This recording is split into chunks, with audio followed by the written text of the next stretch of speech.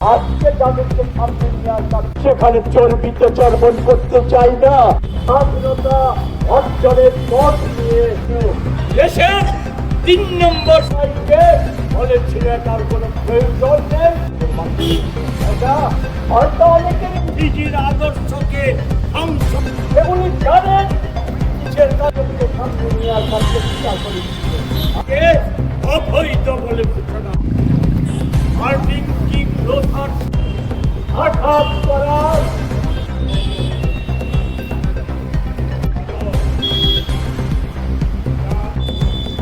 মান্যতা প্রধান শত্রু অর্থমন্ত্রী সর্দার বল্লভ।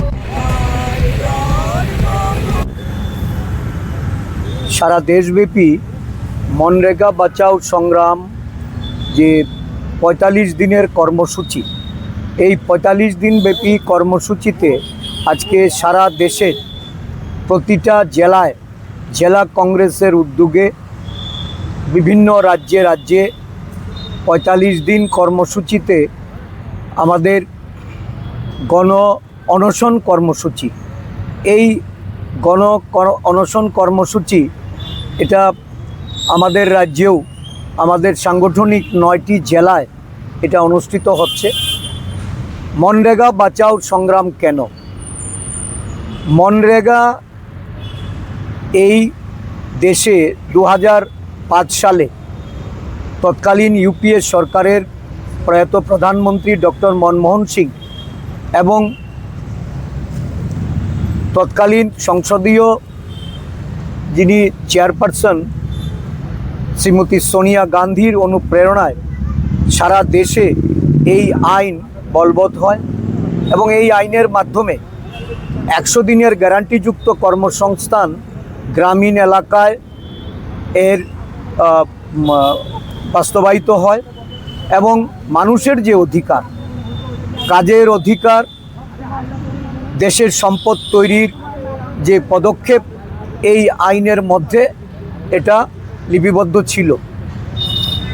গত সংসদের অধিবেশনে বর্তমান দেশের সরকার এই আইন বাতিল করে এবং বাতিল করার ক্ষেত্রে জাতির জনক মহাত্মা গান্ধীজির নাম এই যে আইন ছিল এই আইনের থেকে বাতিল করা হয়। গান্ধীজি এই দেশের স্বাধীনতা আন্দোলনের যার মহান নেতৃত্বে দেশ স্বাধীন হয়, স্বাধীনোত্তর ভারতবর্ষ এবং স্বাধীনোত্তর সারা দেশের মানুষ যাকে অনুপ্রেরণা হিসাবে গ্রহণ করে, গণতন্ত্র, ধর্মনিরপেক্ষতা, অহিংসার যিনি মূল স্থপতি, এই গান্ধীজিকে আজকে বাতিল করে দিয়ে এই আইন থেকে ওনার নাম সারা দেশকে যেমন অপমান করা হয়েছে, সারা বিশ্বে গান্ধীজির নামকে কলঙ্কিত করা হয়েছে। এটা বিজেপি এবং আরএসএসের ষড়যন্ত্র। স্বাধীনতার পূর্বেও এই ষড়যন্ত্র ছিল। স্বাধীনতার পর গান্ধীজির হত্যার মাধ্যমে আরএসএস যে দেশের যে জনক, যে সমগ্র পৃথিবী জুড়ে যাকে মানুষ অহিংসার অনুপ্রেরণা হিসাবে গ্রহণ করে, তাকে যারা নিধন করে এই দেশ থেকে গান্ধীজির নামটাকে মুছে দিতে চাইছিল। স্বাধীনোত্তর ভারতবর্ষে এই চক্রান্তর বীজ ধীরে ধীরে আজকে এটা প্রকাশ্যে আসছে।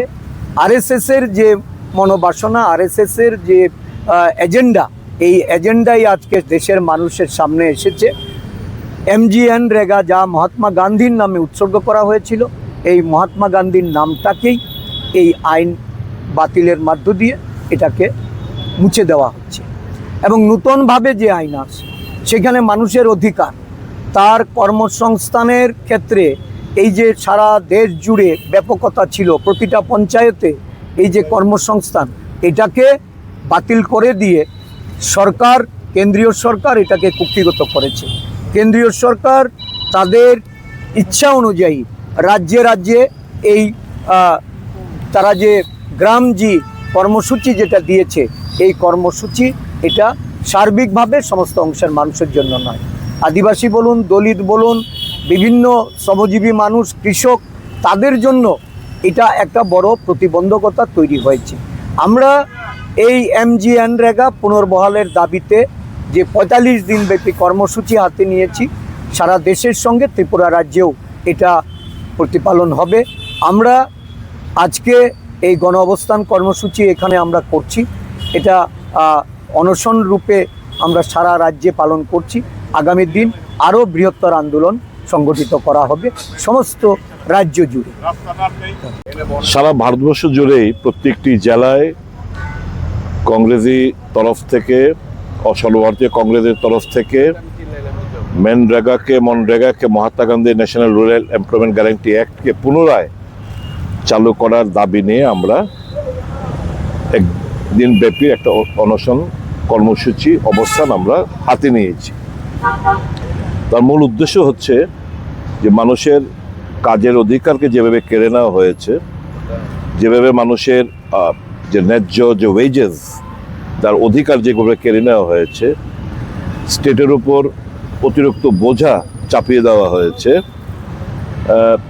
যেভাবে এই অধিকারকে সর্বাত্মকভাবে পঞ্চায়েতের রাজের উপর যেভাবে এখন প্রত্যেকটি জেলায় কোন কোন জেলায় কাজ হবে, কোন কোন এলাকায় গ্রামে কাজ হবে, সেটা কিন্তু আর ওই ইউনিভার্সাল থাকলো না। এখন এটা এটা পছন্দের মোতাবেক বিভিন্ন গ্রামগুলোতে কাজ দেওয়া হবে।